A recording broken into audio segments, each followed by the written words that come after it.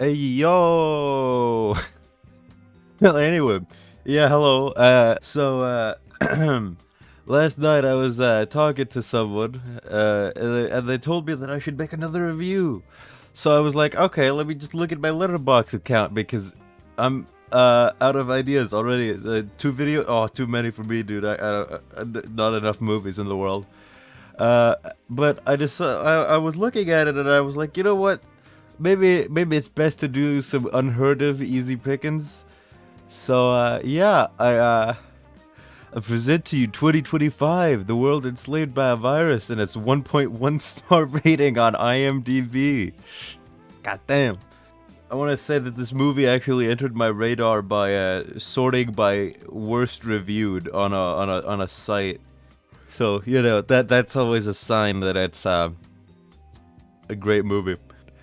Well, I mean, I would say spoilers and all that, but I seriously doubt that you care. Anyway, instantly we get some Windows Movie Maker presentation slides that inform us that the funny virus, you remember that one? Yeah. Changed the world and somehow led to a communist global state that banned Christianity. Now, it's, oh no, guys, I have to wear a mask in a public place. No way. Communism. I feel like it's a bit of a leap, but whatever. I'm no politologist, you know. And we're treated to this wonderful scene of this young man cruising in his mom's banged up whip, going by the very obnoxiously in center frame license plates that read police. We could gather that he is in fact being chased by law enforcement, who just like randomly changes vehicle. Like, yeah, me when my fucking sedan transforms into a Jeep, guys. It's fine. Don't worry about it.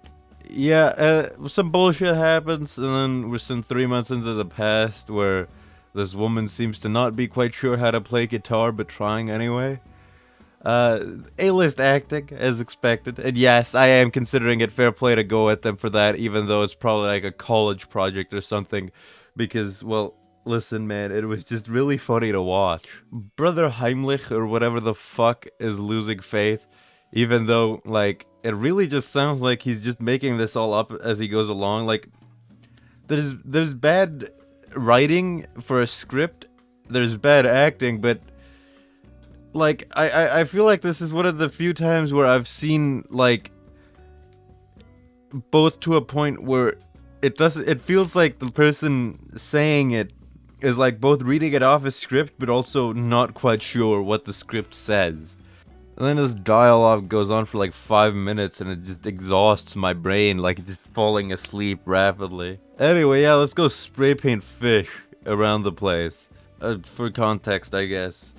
The fish has like some sort of early Christian symbol or whatever, so that's why they're doing it, I guess. And we get some horrible music to see our very likable cast of the main two characters that we know everything about. If you don't, then you're just not paying attention very well. They just spray fish in like a park. Yeah, good one, buddy. I'm sure those leaves won't move for long enough for someone to actually see that. Good job. But oh no, someone's creeping on him. But then like the singular police approaches and is like, hey, stop, and then just immediately opens fire and then gets knocked out by the suspicious guy in the woods. Yeah. What a good, competent, totalitarian police state.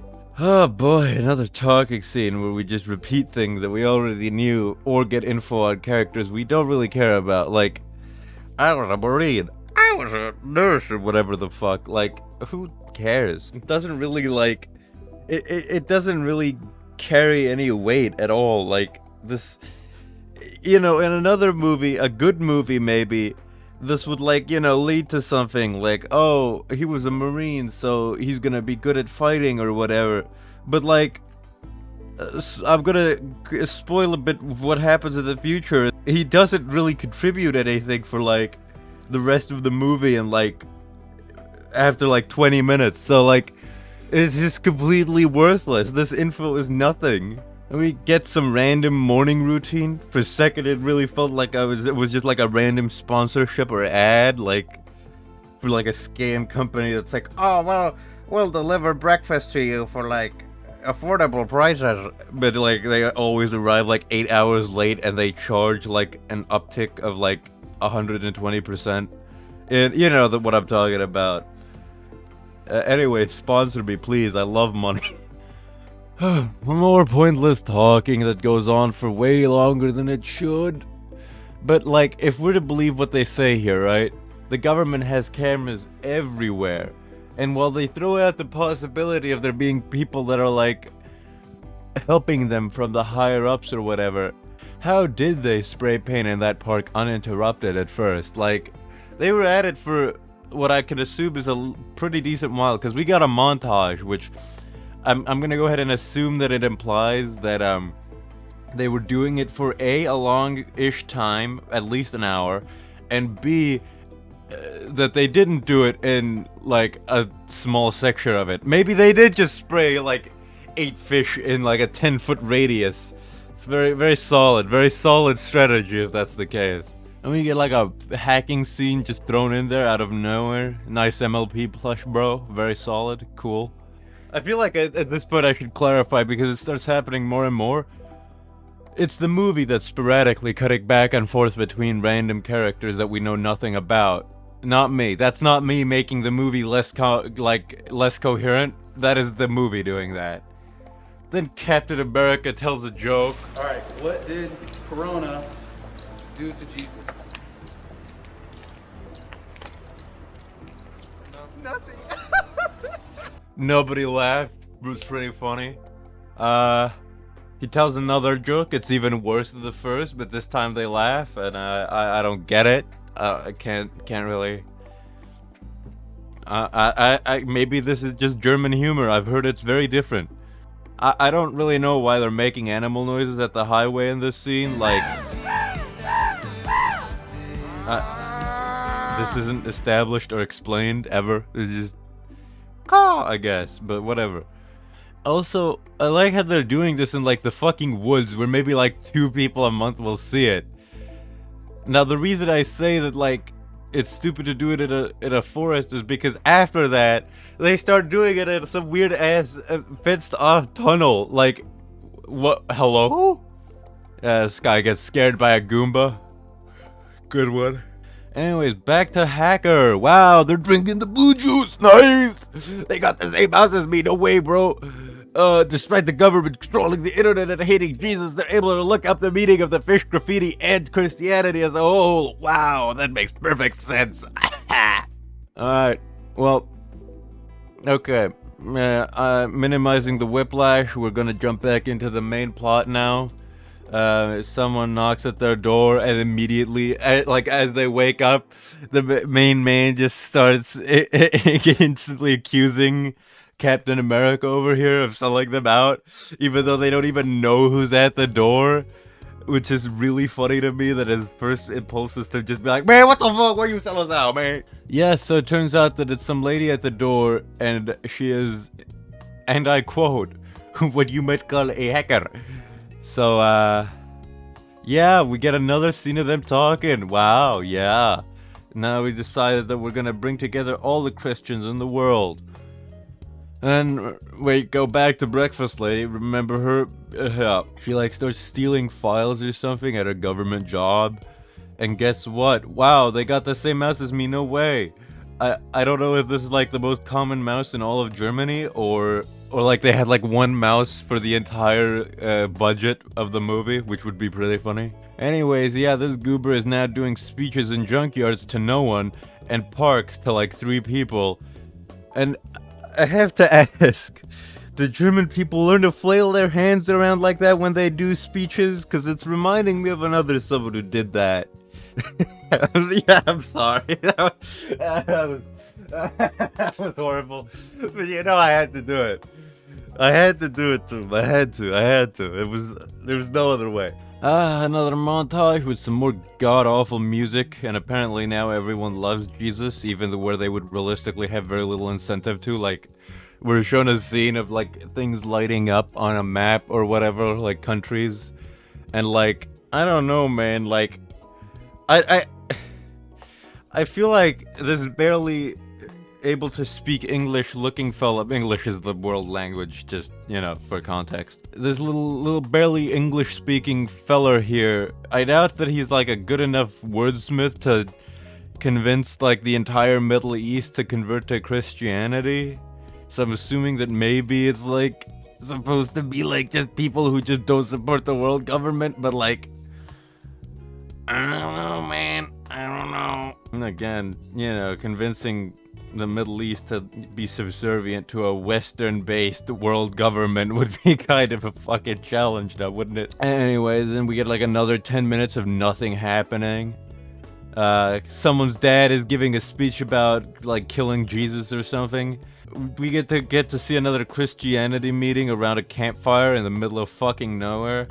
Thanks, lady, for showing the main man the guitar chords on your phone. Very solid, very good, well done. Then they see some lights or some shit in the distance, and I want you to note that he says, "If it is the police, I will stop singing." And then, like 2 minutes later, oh no, it is the police, and then he immediately runs away like a bitch. Like, it's really funny how there's like no moment between there either. It's not like he had time to change his mind. He's like, yeah, no, I trust God, guys. My faith is in God. I don't care if it is the bullies. And then immediately bails and everyone else gets arrested. Like, holy shit. This is a really good scene in my opinion, as it reminds me of a sad man on beach staring into the distance stock photo. Love to see it. And the middle-aged father like starts talking about how he loves trains because they like represent how many Christians he's killed or whatever. It's like a fucking completely bizarro world statements. Thankfully, these two ladies have abandoned trying to speak English, unlike the rest of these fucking people, because they, to be honest, are pretty bad at it. So it's really hard to understand what the fuck they're saying. Like the subtitler clearly struggled with understanding them because half the subtitles are just missing. Then Heimlich shows up again. They like tell him their whole plan and operation, which is absolutely wonderful to me. Like, you guy who like was like, hey, listen, I would rather like, you know, not get killed by the government than continue our movement. Here, look at this lady. Yeah, she's like the only reason we're getting away with this. Like, she's like the only one. Like, she's like hacking. She like hacks away all of the traces of us in the mainframe. So, you know, like, yeah, just like, you know, have that information. I mean, I'm sure we wouldn't like go to the police or whatever, right? Then Senor Loser asks out the breakfast lady or something. I don't really know what that contributes to the plot. Just please, I'll let you do whatever. Just please never, ever smile at me again. But then, oh no, the breakfast lady is outed by the daughter of the guy who likes trains or whatever. But it turns out that she also hates the state. But like, I don't know, it's fucking, I just fall asleep at this point. There's a severe lack of anything interesting going on for a large portion of this film, let me tell ya. Meanwhile, this guy is like preparing to film a porno or some shit, I don't fucking know. Now, you might have figured from the long rambly screaming that I was doing before that telling Heimlich that like their entire operation might have been the dumbest thing they could have possibly done. And well, unsurprisingly, he sells them out to the government, but then like breakfast lady is like, hey man, get out of there.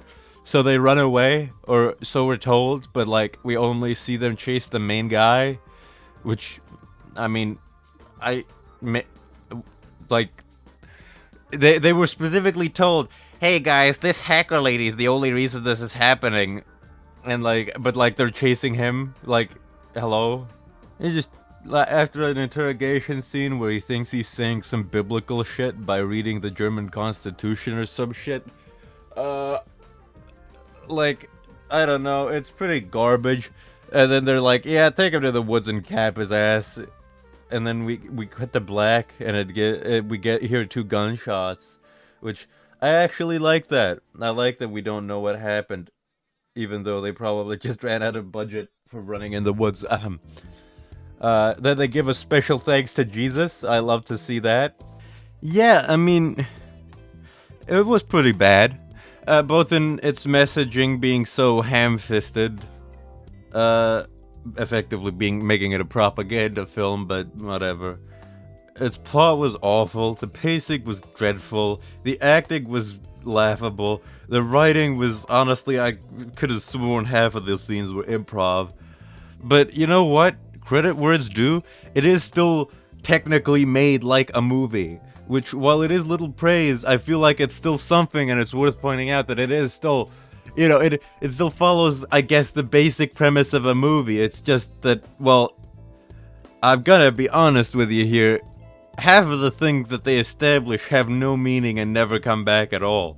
I mean, I don't know if I should just, like, add the disclaimer of, like, you know, I don't hate these people or their views, neither should you, because I feel like that's pretty obvious. I'm just here to make fun of their bad movie, not, you know, who they are or what they believe in. Anyway, if you want to, like, see me make fun of some other movie or show or video or whatever, then, you know, you could share it with me in the comments. And I guess, yeah, until next time, yeah. Special thanks to Jesus, guys.